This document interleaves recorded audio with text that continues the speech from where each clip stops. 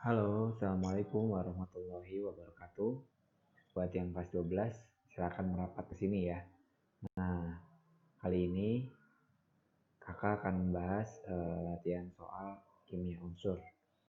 Nah, nanti kimia unsur yang akan kita bahas ini ada golongan 8A, golongan 7A, ada golongan 1A, dan golongan 2A. Oke, langsung aja ya.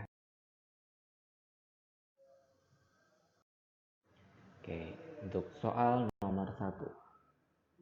Nah, ini dia soalnya. Unsur gas mulia yang paling sukar bereaksi karena memiliki energi ionisasi tertinggi adalah A. Neon, B. Helium, C. Krypton, D. Radon, atau E. Argon. Kalau kalian mau jawab dulu, kalian boleh pause videonya.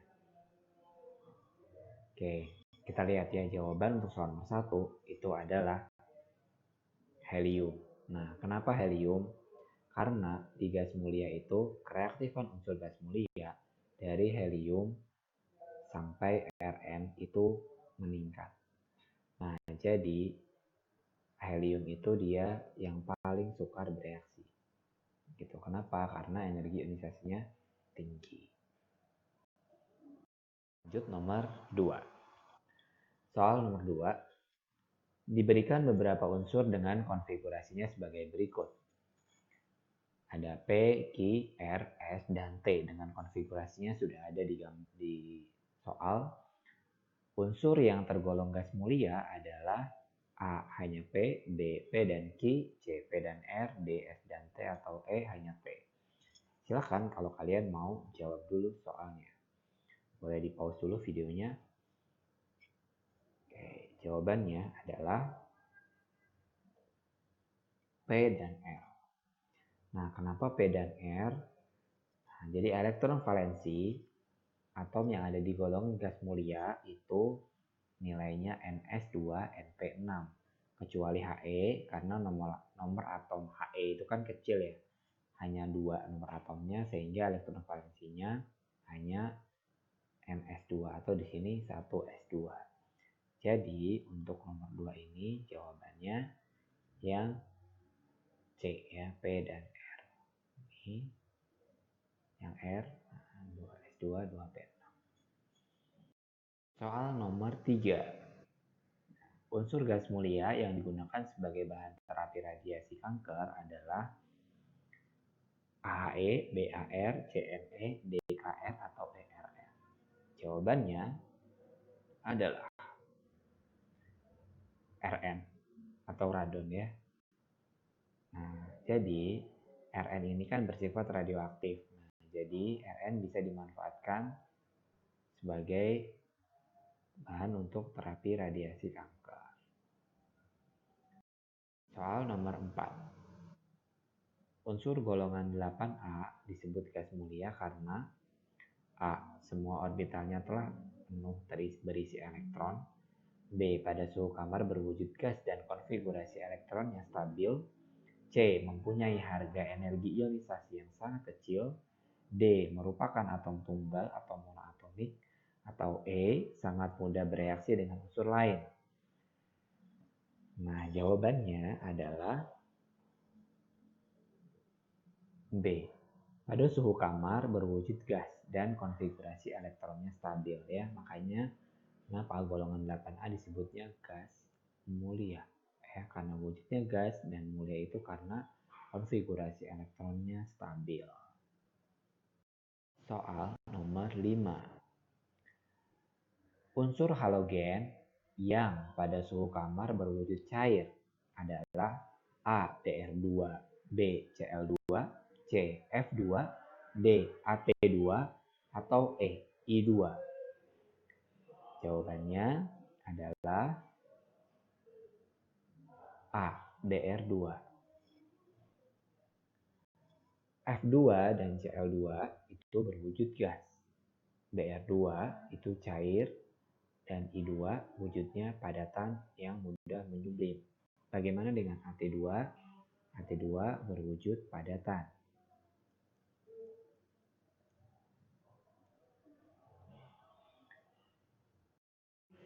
Soal nomor 6. Unsur halogen yang memiliki sifat dapat berubah dari fase padat langsung ke fase gas adalah A. Klorin, B. Bromin, C. Iodin, D. Astatin, dan E. Fluorin. Jawabannya yang tepat adalah C. Iodin. Nah, jadi iodin ini wujudnya padat, tapi dia mudah menyublim. I2, padatan, mudah menyublim.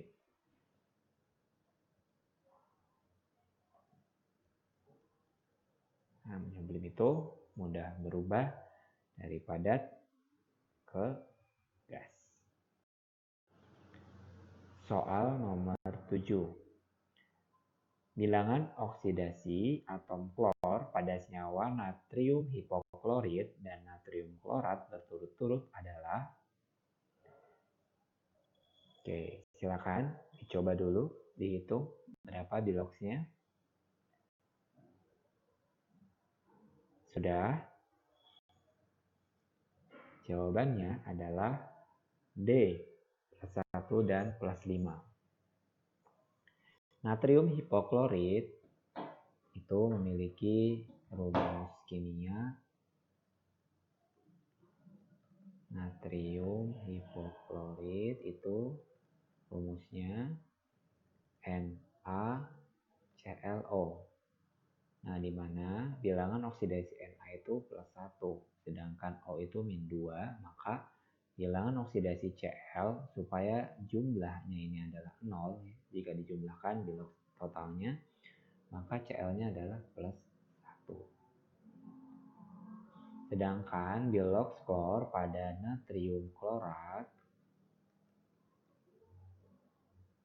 natrium klorat itu rumusnya NaClO3. Nah, bilox Na plus 1, O itu min 2, karena ada 3 kita kalikan 3 jadi min 6, sehingga bilangan oksidasi Cl ya untuk natrium klorat adalah plus 5 ya, supaya dijumlahkan semuanya 0. Seperti itu. Baik, soal nomor 8. Perhatikan reaksi-reaksi berikut ini. Nah, mana di antara ketiga reaksi yang dapat berlangsung? Nah, silakan kalau kalian mau coba dulu mana reaksi yang dapat berlangsung. Jawabannya adalah D, reaksi 1 dan 2. Nah, ini termasuk reaksi pendesakan halogen.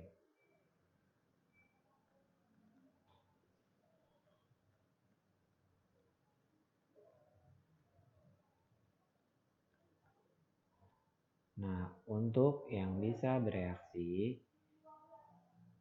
mendesak itu adalah F2 gitu ya. Dia bisa mendesak Cl2, bisa mendesak Br2, bisa juga mendesak I2. Nah, kenapa demikian? Nah, karena ini dari kekuatan oksidatornya gitu ya. Oksidator kuat ya, F2 itu oksidator kuat, sehingga F2 dia bisa mendesak Cl-, Br- dan I- ya.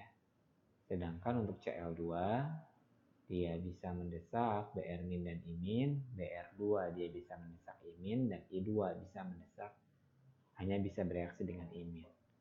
Sehingga ini Cl2 dengan I- bisa, F2 dengan Cl- ini juga bisa. Di jawabannya 1 dan 2. Soal nomor 9, urutan kenaikan titik didih asam halida yang tepat adalah, jawabannya soal nomor 9 yang C, HCl lebih kecil dari HBr, lebih kecil dari Hi, dan lebih kecil dari Hl. Jadi untuk titik didih asam halida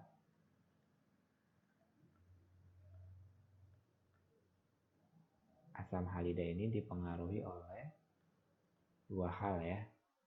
Di sini ada pengaruh Mr dan pengaruh ikatan hidrogen. Nah, kalau kita perhatikan dari HF,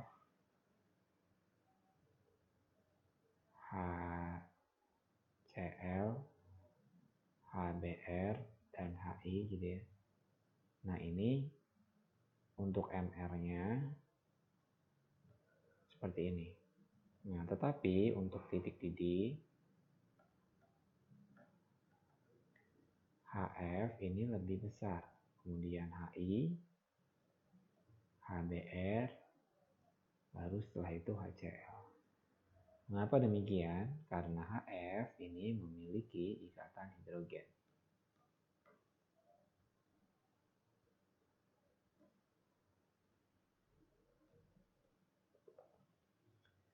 Oke, demikian untuk pembahasan soal nomor 9. Selanjutnya untuk soal nomor 10. Padatan I2 sukar larut dalam air, tetapi jika ke dalamnya ditambahkan Ki, maka padatan I2 menjadi mudah larut dalam air. Hal ini disebabkan oleh A. Pada larutan terbentuk ikatan hidrogen. B. Pada larutan I2 bereaksi dengan air. Pada larutan terbentuk Ki yang mudah larut dalam air. D. Pada larutan terdapat ion K+ dan I3- yang mudah larut dalam air. E. Pada larutan Ki akan bertindak sebagai oksidator. Jawaban yang tepat untuk soal 10 adalah yang D. Pada larutan terdapat ion K+ dan I3- yang mudah larut dalam air. Jadi, I2 ini bisa dilarutkan dalam air dengan cara menambahkan ke dalam air itu larutan yang mengandung imin. Nah, sehingga I2 itu akan bereaksi dengan imin yang berasal dari Ki. Ya, Ki itu kan jika direaksikan itu kan jadi K+ dan imin ya. Jadi I2 plus imin menjadi I3- dan I3- ini mudah larut dalam air.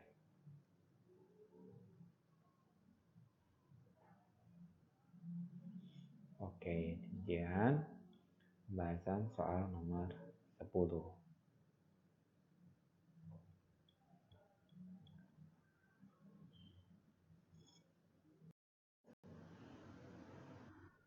Berikutnya kita masuk ke soal nomor 11.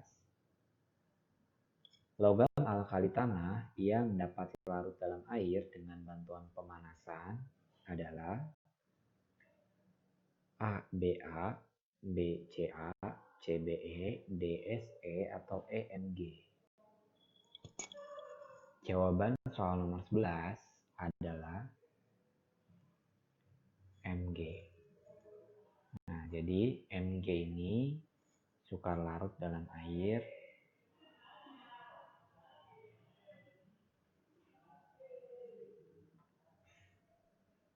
tetapi bisa larut atau dapat larut dalam air panas. Air yang sudah dipanaskan ya.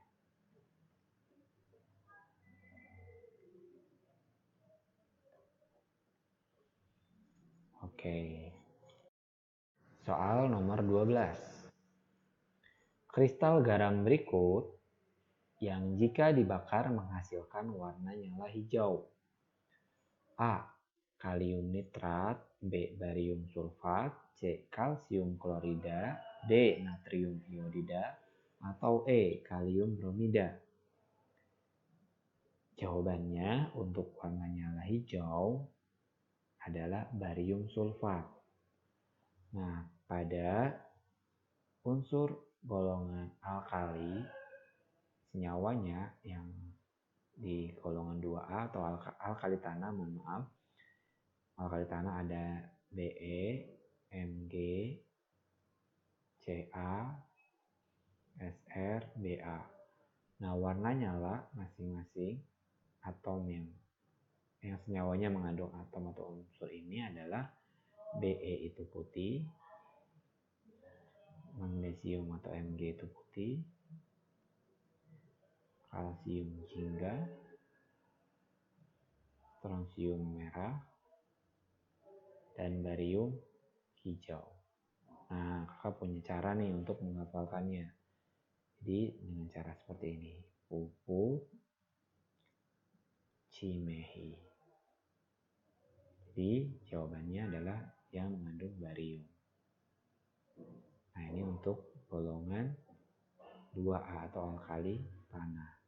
Bagaimana dengan golongan 1A atau alkali? Ada lina, K, RBCS. Nah, ini warna nyalanya merah, kuning, ungu, merah, dan biru. Atau bisa dihafalkan dengan cara seperti ini. Me, ku, maybe. Oke, demikian untuk soal nomor 12. Soal nomor 13. Salah satu kegunaan senyawa logam alkali adalah sebagai bahan pengembang adonan kue. Senyawa tersebut adalah jawabannya B, NaHCO3. Nah, bahan pengembang kue itu adalah natrium bikarbonat ya. Ini bahannya dari natrium bikarbonat atau NaHCO3.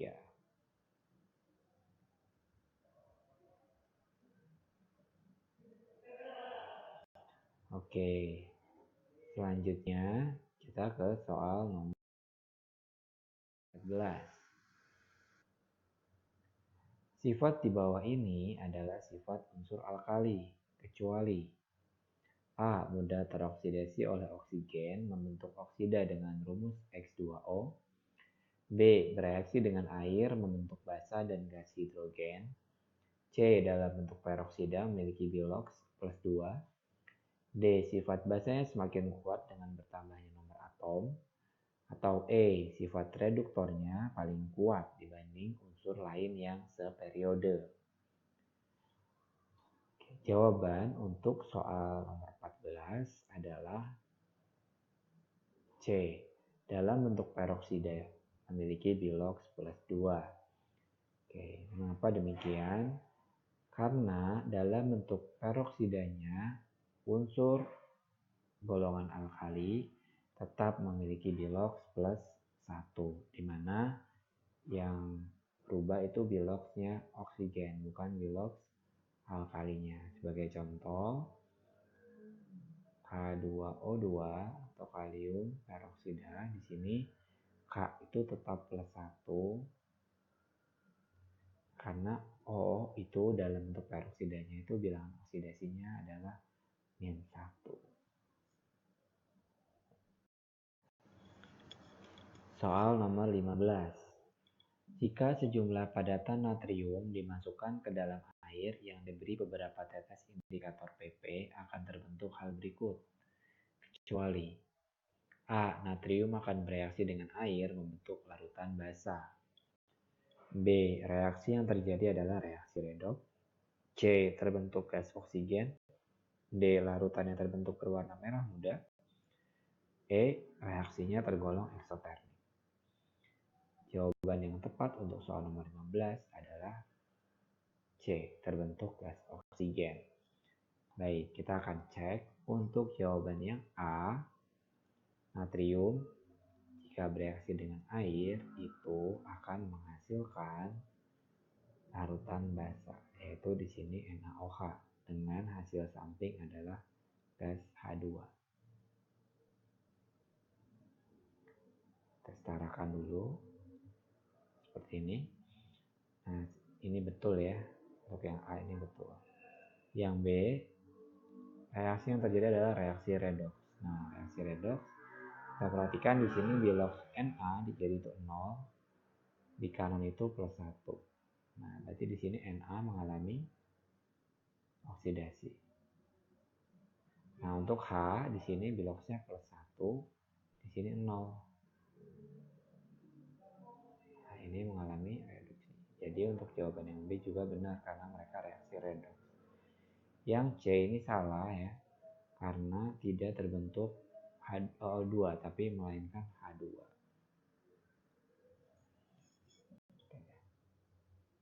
Demikian bahasan soal-soal tentang kimia unsur untuk golongan 8A, 7A, 1A, dan 2A. Terima kasih sudah menyaksikan video ini.